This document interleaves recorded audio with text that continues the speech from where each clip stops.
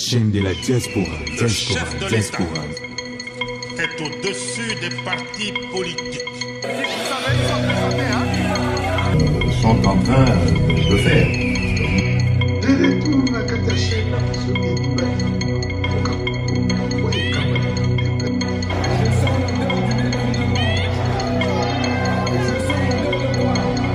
Alors, on met l'ensemble Maboko, s'il vous plaît.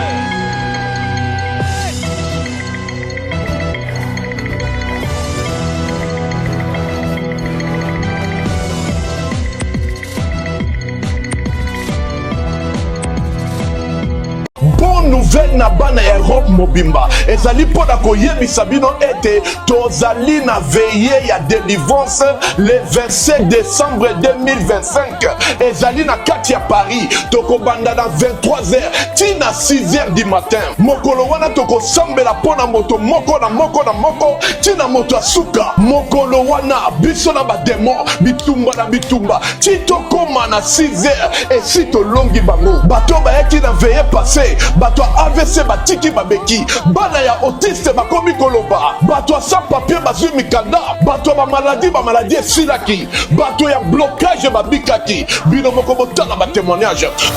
Alléluia bandeko naza na esengo mingi mpona nazalaka moto ya esengo su te me kasi nakomi na esengo mpona nini nasali 20 ans na poto awa na kaka mosala me nazwaka mosala te me na partir ya veye tosalaki le 23 ta nazongi na Allemagne nakoluka mosala ya bazwinga mbala moko ondire mosala yango eza kozelanga na motukutu azosala contrat azolenga mpenza mpona kosala contrat na ngai nakamwinga nasa motema nazokamwanga moko me nakamwaki te puisque de place wana nayebaki ke nguya nzambe mpenza esalaki donc natondisa minito ya esengo mpenza nazali awa naza kokumisa nzambe mpenza ya prophète mpenza azali nzambe ya solo. Bien-aimé de Dieu, je viens remercier mon Dieu pour tout ce qu'il a fait dans ma vie et dans la vie de ma mère. Et il y a un moment, on avait déclaré ma maman qu'elle était diabétique et puis elle avait l'hypertension. Et après, on a fait le bilan, donc elle était suivie par le médecin tous les 4 mois. Et à la fin, on est parti, elle a fait un bilan, un bilan total. Donc ils ont vu qu'il n'y avait plus de diabète, donc le taux était normal et la tension elle était aussi normale. Donc le médecin il a dit, au lieu que je vois votre maman tous les 4 mois, maintenant je vais la voir presque une fois par an. Voilà, c'est pour cela que je viens témoigner la grandeur de Dieu et en plus je vais dire que ma mère elle est toujours dans la prière, elle est toujours fidèle à Hosanna. Donc c'est pour cela que je viens remercier la grandeur de Dieu Tout-Puissant. Amen. Ba prière na biso kobanda toujours kozala na présence ya Saint-Esprit pe ba moto ebele tito koma na ngonga ya 3h to mati 6 degrés ya ba prière to komi na ba bombe na 3h bombe na 4h bombe na 5h bombe tito koma na 6h boum bato tout ba komi déchargé pour na directive ya adresse contacter maman Thérèse Matondo boya ebele bokolo wana kati na bino bokobika bato ya AVC batiki babeki bana ya autiste bakoma koloba bato ya ba blocage bakoma débloqué bato ya maladie ekenda le 27 décembre 2025 Toko banda na 23h, toko 6h na 6h du matin. Bozanga te. tozozela bino na moto mbote de partout bozali kolanda biso na kata chaîne na bino Ediba TV ekambami na humble serviteur monganga spirituel de kotolo na bango Papa Edi Diba likambo na moto te bayimboka lelo toyeli bino basango oyo elekaki na kati ya mboka Washington oyo epai wapi tata mokonzi ya mboka akendaki kosala bakor oyo ya paix ya este ya mboka na biso oyo bakenda kokutana na ndeko oyo ya ngambu ya Rwanda na nkombo ya Paul Kagame. Toboyi kosala ba polémique, on va citer les noms parce que tout ce yebi to découvrir, to sali quand même le pas ya ko découvrir qui a agressé le Congo. Bayimboka tozali toujours kosala ba lésion mingi na makambo ebele o ezali koleka na mboka na biso. Pe na ba marche oyo mingi tata mokonzi ya mboka azali kosala mpona kokende kolanda likambo moko Lelo Ediba TV eyeli bino kosala banalise ya makambo oyo ezali koleka oyo elekaki mokolo ya le 4 pe oyo eleki na arrivé ya tata mokonzi ere awuti Washington le 5 pe na oyo esalami na mokolo ya lelo toyali le 8 na discours ya tata mokonzi ya mboka oyo eleki na bilili oyo biso nyonso tolandi yango ngai monganga spirituel na se décide koya kopesa information réelle peut-être eza na bato ebele bakomprenaka vraiment bien te nini oyo esalamaka comme bamessage.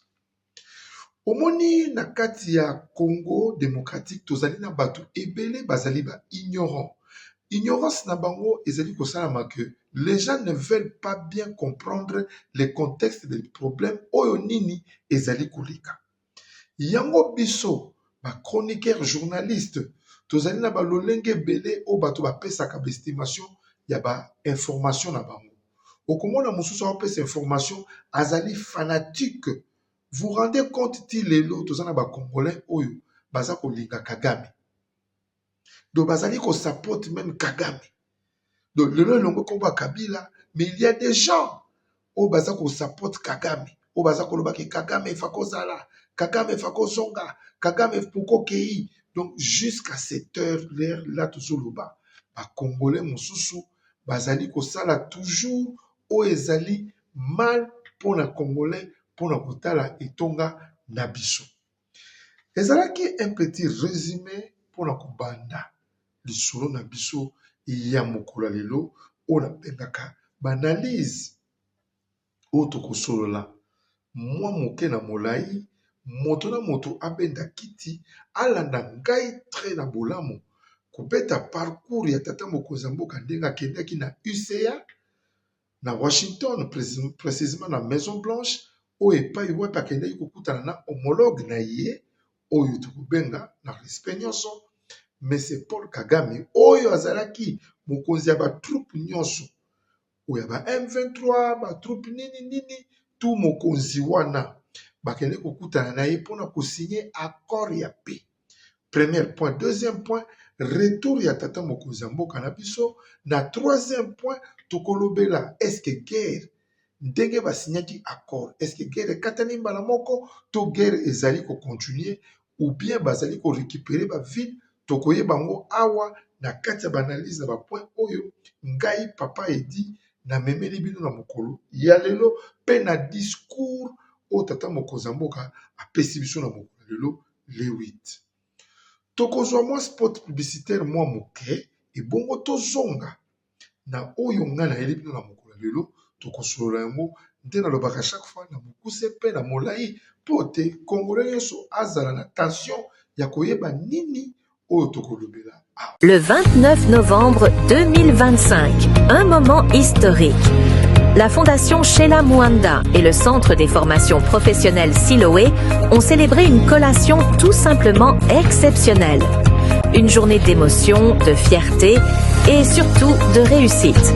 Les apprenants en esthétique, coupe and couture et auto-école ont reçu leur certificat après des mois de travail intense. Ils ont présenté leurs talents, leurs créations et leur incroyable détermination à construire un avenir meilleur. Grâce à un encadrement sérieux et des formations profondément pratiques, le Centre Siloé continue de transformer des vies, de révéler des talents et d'ouvrir les portes de nouvelles opportunités. La collation 2025 en est la preuve. Siloé forme, Siloé encadre, Siloé élève vers l'excellence. Voilà des retours na kati ya chaîne na bino Ediba TV kambami na humble serviteur monganga spirituel dokotolo na bango papa Ediba likambo na moto te. Toujours tolobaka yango abonnez-vous massivement na kati ya chaîne oyo po bozangaka te ba le meilleur ba oyo ebanda ko édifier bino ba oyo obanda kozwa information exacte et puis meilleur. Baimboka na yebisaki bino ke Ediba TV eza koya na ba programme ebele na 2026. tozozwa oyo tozobenga pop baluni. Pop baluni ezali mwa jeu moko tobengi jeu lokola jeu d'hasard, jeu de rire, lokola blague, mais ekomi réalité. Donc venez bobenga na ba numéro oyo bato bakomona mo totie na ba website na biso oyo totie na ba groupe nyonso place masolo ya Ediba TV elekaka. Bobenga ba numéro wana ezali misato. Bokomona numéro ya liboso ya munganga spirituel ya papa Edidiba, bokomona numéro ya mibale ya ambassadeur MK Nyumbi, bokomona numéro ya misato ezali ya Messi Isaac le juge, yango ezali numéro ya moto ya Congo. Mais bokobenga po bozwa ba information nyonso boyeba pe ndenge nini bakoki koexplike bino mpona kosala inscription na bino po oya koluka molongani na yo, po oya koluka kifiniku na yo. Eza na bato ebele bazwa kozwa bakokoso ya kokutana na basi be kokutana na mibali. Na kati ya Ediba TV okutana na oya yo molongani oyo akosepelisa vi na yo mobimba. Yango tosali ke tosengi na bino bosabone bobenga biso na ba numéro oyo ezali affiché d'ici là. Bokozwa ba publicité e bana koleka. Mais manifestation nyonso ekomanda na le 14 février 2026 nde mokolo oyo bokolanda biso a live mpona kotala banani oyo bayaki na inscription po batrouve balongani na bango. Okozwa pe bolingo na yo lokola lisano. Bayimboka tokimi mbongo na makambo oyo toyeleli likolo na makambo mboka oyo ya biso oyo ezali kobetisa bato mabaku mingi parce que ba radio ya ba formation ya lokuta ekomi ebele oyo ezali kosala ke bato bazali koyeba te nani azali koloba solo, nani azali koloba lokuta. Tobali na point ya liboso ya kobeta lisolo babi Uvira ekwei. Uvira ekwei na maboko ya ba M23. Uvira pe na mboka mosusu babengi Luvungi etombe na maboko ya ba M23. Bayimboka nazokisaka bino na esika moko na baka très bien. Congolais fongola matoi. Tata mokonzi ya mboka na premier point akendaki Washington kosigner Baccord. Baccord de paix wana ezali ke tous les deux pays, Rwanda et Congo, bayokanaki babenganaki. Bazwi appointment oyo tobengaka bazwi arrangement ya kokende epai ya homologue M. Donald Trump oyo epai wapi azali médiateur oyo epai bango bakovanda po babosololi makambo oyo etali mboka na biso Congo na kimia oyo ekoleka na este ya mboka na biso. Na premier point ya mwana. Na deuxième point, bakebona kosolola kimia ezala na mabele na biso Congo oyo munguna akoti plus de 30 ans. S'il vous plaît. Plus de 30 ans, Kagame asali cafouillage, asali mafiose, asali tricage, pe kaka ba américain mususu bazali wana batindaka ye pona koya koyiba minere ya ngai na ya yo. Lelo yo tata mokonzi mboka asepumone pe na force ya congolais oyo tozali toujours ini totie poids totie maboko tolembaki te po monguna azali koloba kodestabilize kopesa biso toujours faiblesse po topushe tata mokonzi mboka akende na bosololi ya kosala signature biso nyonso tomoni yango monde mobimba. Lelo ata toye na lisolo tolobi ke kuna na este ya Congo tina tango oyo tokobeta lisolo ke ba ville wana ezali toujours piégé na maboko ya banguna. Mais ça ne sert à rien parce que des bandits ezali de d'autres côtés à gauche à droite parce que moi j'avais vu des images oyo ba Rwandais baza kobima. Ceux qui lelo balobi ke Uvira ekwei. Mais ce n'est pas un problème. Tozali toujours na kati ya biki. Tozali toujours na makomi. O tokomaki. Ce n'est pas dit que le Congo aza kobanga Rwanda. Non. Biso tozali kotala nde mibeko o tokende ko signer. Soki lelo Kagame abimisi ba troupe wana te. Na mbilinga mbilingo ba kosala parce que lui il est chef de tout. Ali mokoza ba M23 ya ba parti nyonso ya mike mike o babundisaka Congo ba botama ebele ba fourmi po basala embouteillage. alors soki Kagame abimisi bango te akosaprendre na makambo ya signaki nde ekokanga ye na kingo. Na po ya mibale kaka totie na parenthèse tolandi lisusu bato mosusu balobi non Kagame il a humilié akohumilie tata mokonzi ya mboka na nini? Parce que tata mokonzi ya mboka toza koya aza na discours oyo asali ya monene ya kitoko oyo eleki en direct lelo congolais nyonso afungoli matoi ayoki oyo nini tata mokonzi ya mboka apesi biso contre andi ya makambo eleki na Washington na kati ya Maison Blanche. Président mpe ebele bazalaki bainvité lokola président ya Angola, président ya Burundi, je pense bien président bazalaki mwa ebele. Bayimboka tosalaka confusion te na likambo ezali komonana kitoko pe propre mpona koya kopesa bainformation ya butu na matoi ya bato. Likambo ezali clair. Plusieurs Congolais bazali na confusion. Alors les Congolais qui sont en confusion, beaucoup takana ba chaîne ou ya bato lokola biso ba Kalonji, ba Israël, Mutombo, bobanda kozo ba information ezali précis. Basakari ba babaswe. Là vous ne serez pas avec les conflits, confusion et causalité. Information biso to landaka yango to ya ko yebisa bino vérité na kati ya émission na bino to bengi le marteau sur la table. Rien que la vérité sur la vérité. Ici, tu as une analyse ou ezali ya makambo ezali komonana. Nalobaka na bino butu moi nazali ni de l'idepes. Mais na la droiture ya tata mokonzi ya mboka na maye oyo azali kosala pona mboka na biso. Shalom peuple de Dieu, c'est le prophète de la nation Moïse Kisebwe. Naza précisément na RDC, précisément na Kinshasa. Na pesi no yusutumbote ba diaspora nyonso de partout ya Afrique du Sud par là na moni papa Edi iba na chaîne ye mwana ya Congo bo s'abonner bolanda ye et vraiment za mapambula na musala osala batu ya Afrique batu ya Canada ya France ya wapi bozo benga de partout je suis là. Naza mon message à muke venu le Seigneur moi affermissement muke naza mula été muke aka na lingna le ni sabino nyonso zo le kala problème difficile. Nous avons affligé un problème. Si nous avons une solution à la façon dont nous avons été, nous avons un niveau étranger. Tout le niveau Congo, tout le besoin d'Afrique. Contactez le numéro. Je suis sûr que c'est lui qui Mamou avait prédit depuis longtemps. Oyakoya, Akosala Ebele, Akozala Elengi, Akosala Kolekangai, na émission Esuki Awa.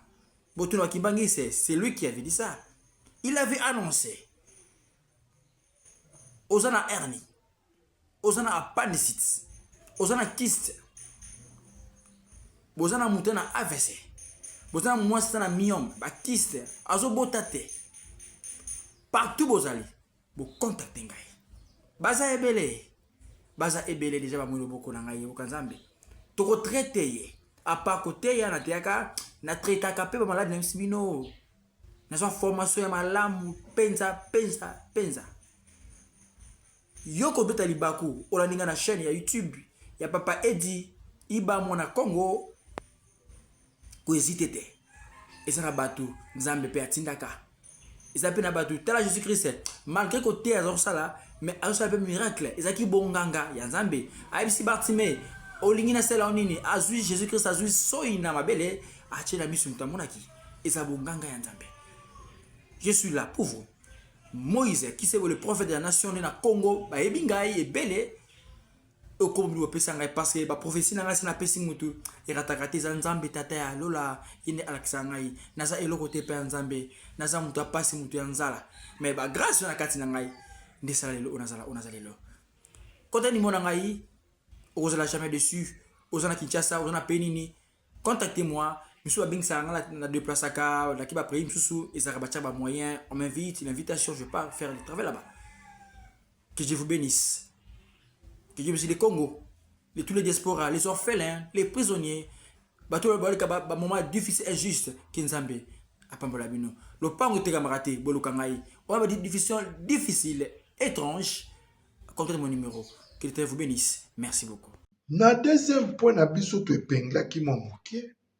Tu fungoli parenthèse, tolobaki accord ya Amérique pe toye na likambo ya discours ya tata mokonzi ya mboka toye kolobela likambo ya conflit o tata mokonzi ya mboka betisi te na kati ya discours na ye.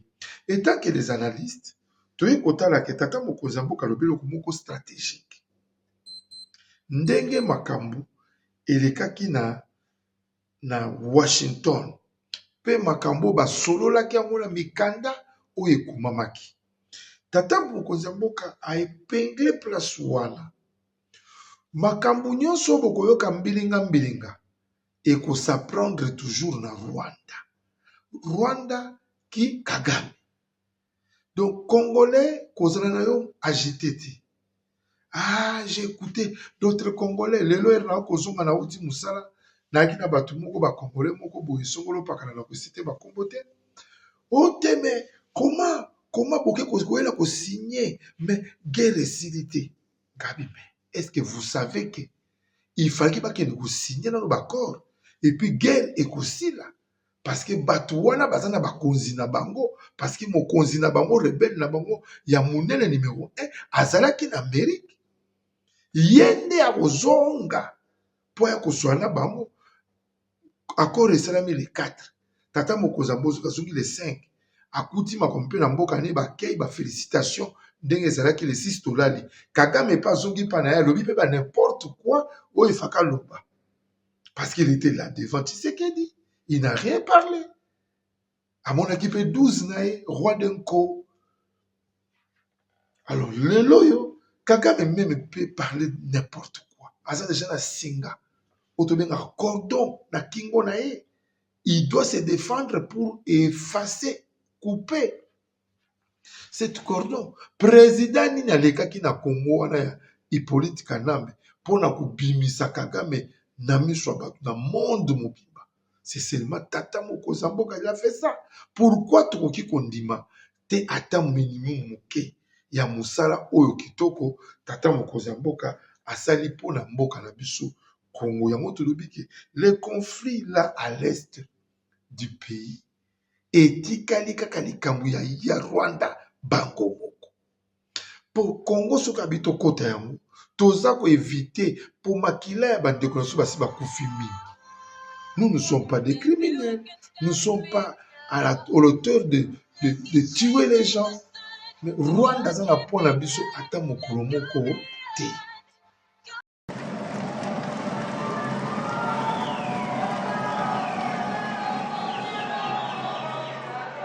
Sur un espace hautement stratégique, riche en minerais critiques et en potentialités économiques déterminantes pour l'avenir de notre nation.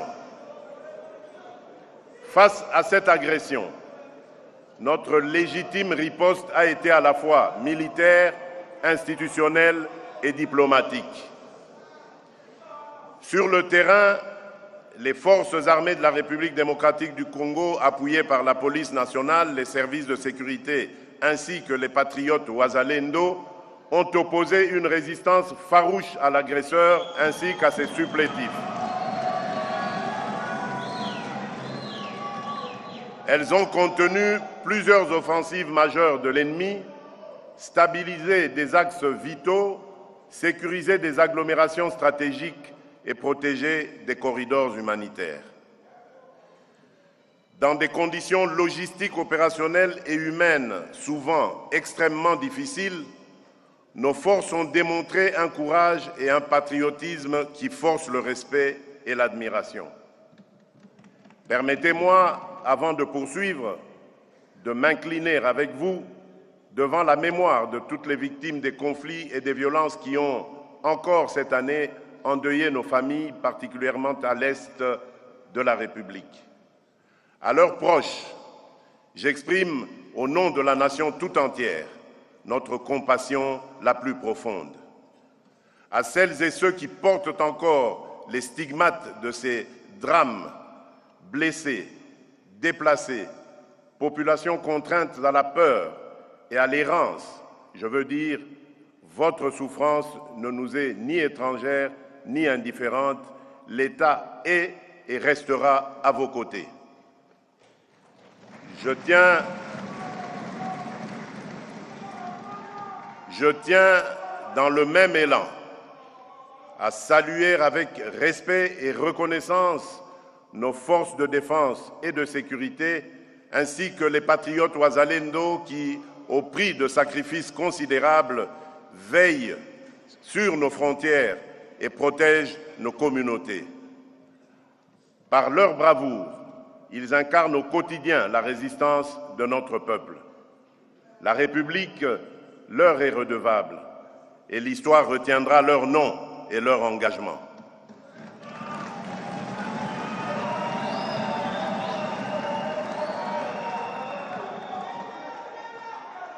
En leur honneur, je vous invite à vous lever et à observer un moment de recueillement.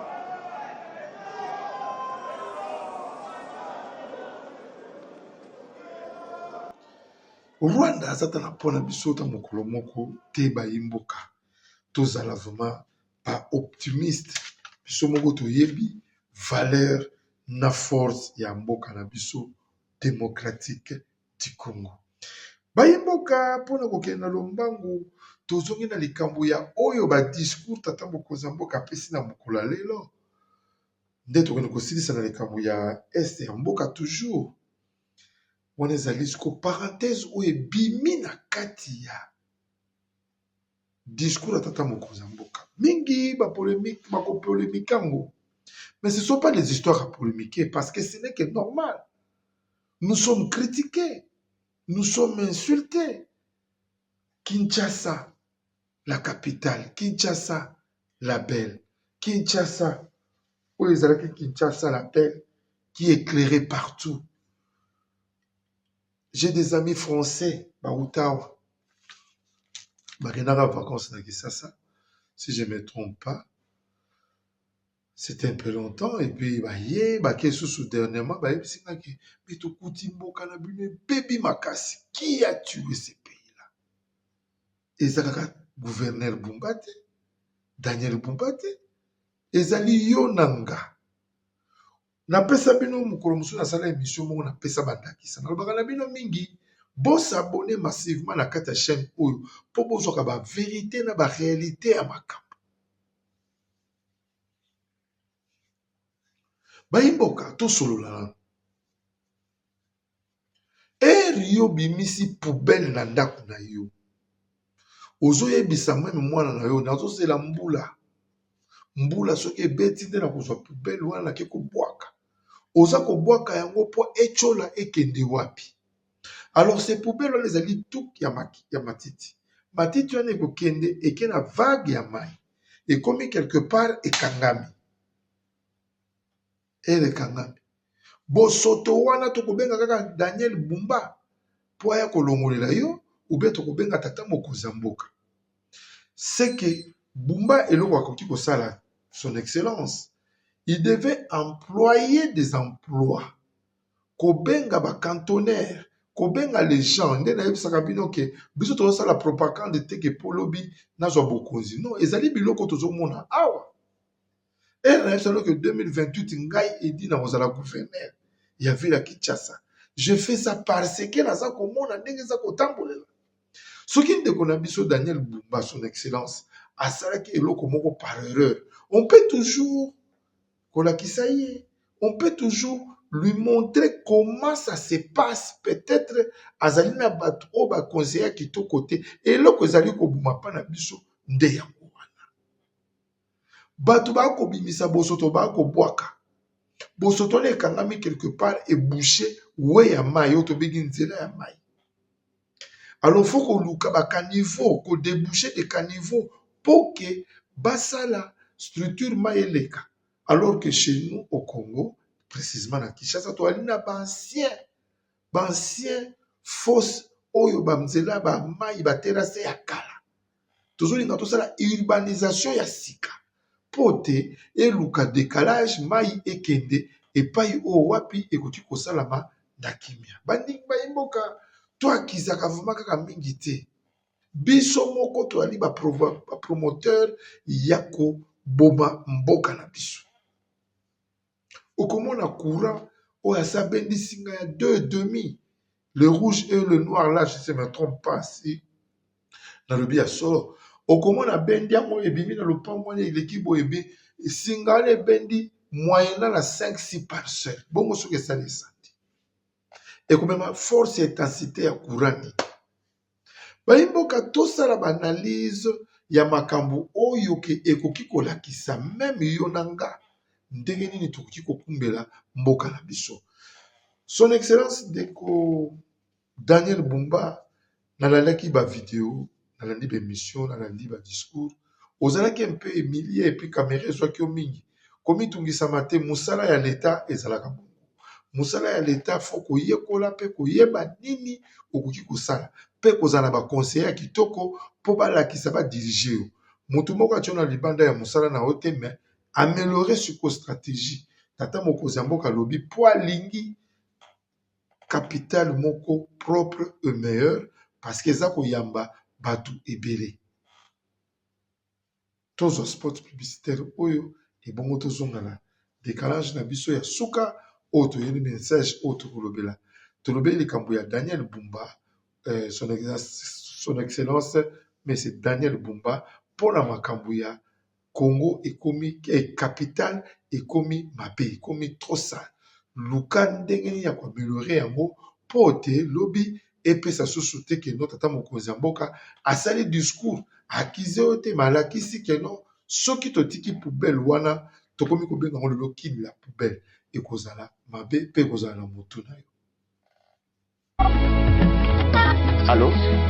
Allo Masasi ya Masasi boni mama kuna na homme de veillard misunga naza déjà na misunga homme de veillard omoni tant maman afika église alors naoki bien te tant bazosenga mbongo yo tindi mbongo bango balie basonge bakati basonge bamemeli badispensaire mike eza sundengo na te mama mena poto na Kinshasa la même chose eloko ezosepelisanga banda mama koma na misunga homme de veillard kotali mama mama azongi lokola bebe bazozwa so ya mama menela somoni mama azongi sheni mama azolia 3 fois tongo medi poko ndeko nanga eloko mosusu esepelisi ngai misunga homme de veillard oyebi ke bana courant ezokata soki esalika manœuvre pano eyali tan bana lumière 24 heures sur 24 heures et puis connexion internet efanda et puis soki mama ayoki mal à l'aise obie mutu pasi nzoto edérange kaka na mutu na place alali wana afini bouton rouge docteur mbango azaka kati se pourquoi homme de veillard misunga eza na kati ya clinique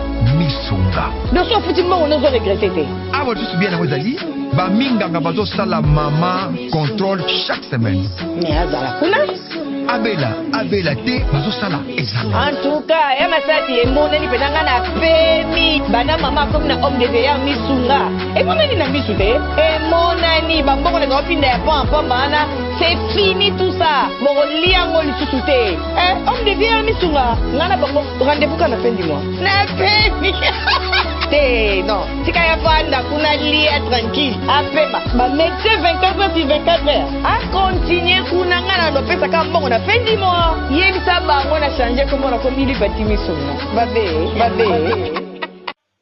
Voilà de retour na kata chaîne na bino Diba TV kambami na humble serviteur monganga spirituel de retour na bango papa Edidi bana elaka bino toujours d'information ezaka mikuse mpona kolakisa bino ke nini oyo tokoki kolakisa na ba public baspectateur oyo balandaka biso mingi na kati ya chaîne bayimboka tozongi na point ya suka oyo tokolobela likambo ya Rwanda et de M23 enfin se révéler. C'est-à-dire que Trump azoko beta sete. Trump a beta ki sete na signature na bango bakor. Bo signé bakor. Mais soki mbilinga ici na este ya Congo te. Kimia ekoti te. Alors, ako s'apprendre premièrement na Kagame. Pe ako s'apprendre na Rwanda. Bayimboka. Il y a un temps pour tout. Il y a un temps pour blaguer. Au niveau ya makambo to komeli oyo, et ça sous temps ko sala ba blague te. Congo et ça na tasukoyo et respirer. Ton Congo il faut ezala ya ko pangolama. Otulubi ya ko pambolama. kopambolama kokwangolama. C'est-à-dire Congo eza sous attente que to banda kobeta ba même histoire, les gens critiquent tata Mobutu alobaka que lui pour le Congo il va faire le pacte avec diable pour la nini tata Mokonza lui ne peut pas faire le pacte avec diable, voilà ce qui va tangwana. Maintenant nous parlons Congo oyo kosala dialogue ou soit kosala accord na motu boye pour te kimia ekota les gens bakufi mingi plus de 40 millions pendant 30 ans d'années. Please na mawa ya nkolo biso ba chroniqueur oyo toza kolobela mboka toza koloba ki yo congolais oza kolinga opesa impression que même s'ils sont partis pour faire l'accord, qu'on n'a pas l'habitude toujours, le gens meurent. Tu seras maudit, toi et ta famille. Parce que bateau bazo kufa, wana bateau ba kufa. Ils ont des familles. Bazana ba parents na bango, bazana ba famille na bango, o balela ka bango. Et puis zana bana oyo batika la ba orphelin, ba yebi ba destiné na bango te. Alors yango to telemeli yango ba point wana. To boyango na kati ya Congo na biso. Je pense to komi na suka ya émission na biso petit bref ezalaki ke nous toyaki kosala analyse ya makambo oyo tata mokonzi ya mboka akendaki na Washington mpona bolobeli bakor na biso ya paix na Congo et puis kolobela retour ya tata mokonzi ya mboka comme bakei.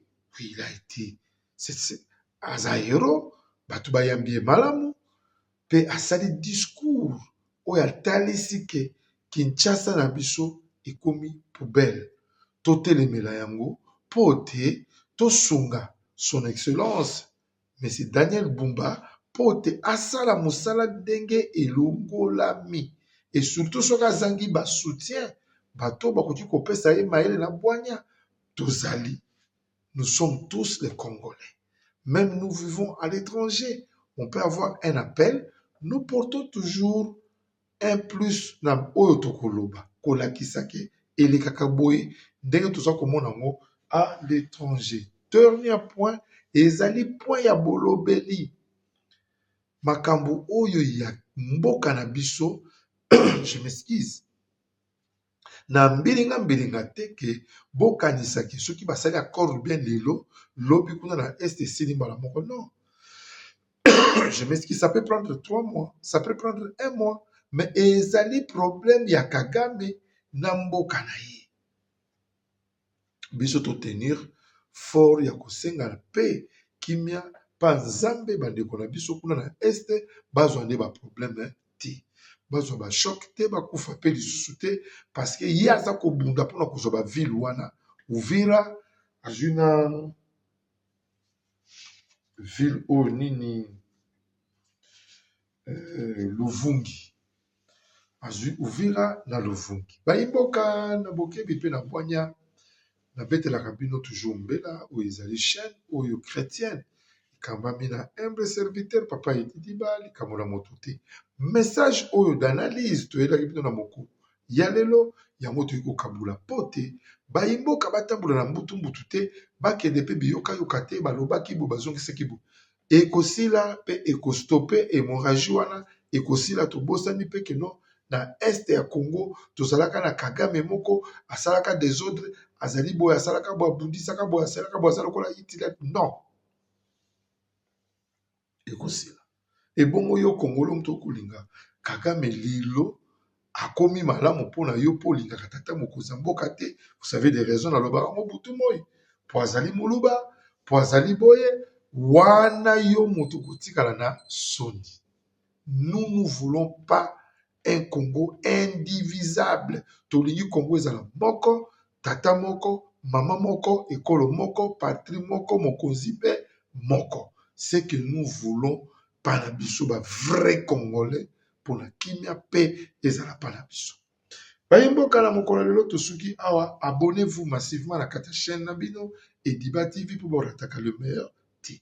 Na kata chaîne o toujours avant émission ekende kosila topesaka quelques dédicaces na bandeko oyo baportaki main oyo bazoporte partage oyo bazoporte kosala mosala kitoko na kati ya Yediba TV tozangaka kopesa bango bambote te.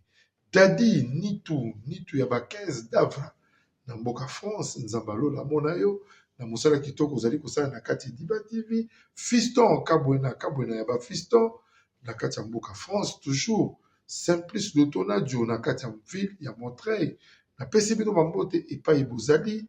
Prophète Moïse Makoma, mon papa Prophète Moïse Kisembwe, mon papa Bobenga Yediba TV na kati Yediba TV mwana Congo, Yediba TV mwana mboka Congo et kangambami na humble serviteur. Soko zali na problème spirituel benga basali ya Nzambe ya solo oyo bakosalela musala na losambo sans problème. Ngai moko papa edi mosali na nkolo na kopesa yo batoli na kolakisa yo ba directive ya ba prière ndenge nini ya kotambola na mokili oyo ya se.